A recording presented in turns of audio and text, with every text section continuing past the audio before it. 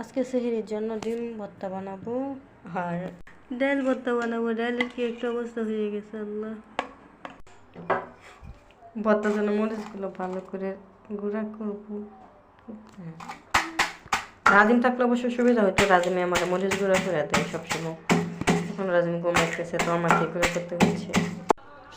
আমার মরিচ গুঁড়া করা শেষ, এখন বর্তমান বানা, তবে ডিমের ভর্তা এখন বানাবো না। এখন বানিয়ে একটা ডিমের ভর্তা নষ্ট হয়ে যাবে, ডাইলেরটা বানাবো।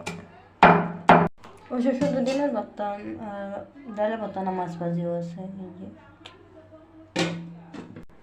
আমি আগে বলে রাখতেছি, ডালের ভর্তা থেকে কেউ বাজে মন্তব্য করবে না, এটা কিন্তু খাবার।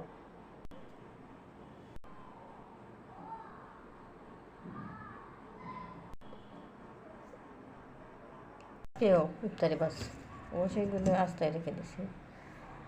ডালের ভর্তা আর মুসুরের ডালের ভর্তা আর মুসুরের ডাল ভাজি সবচেয়ে বেশি ভালো লাগে রাজিমের দাদির হাতের রান্নাটা। উনি ডালের মাঝে কিছু এটা না, তারপরে অনেক স্বাদ লাগে ডালের ডালটা। আর ডিম মাছ রেখে দিয়েছি, এটা সেহরি সব বানাবো।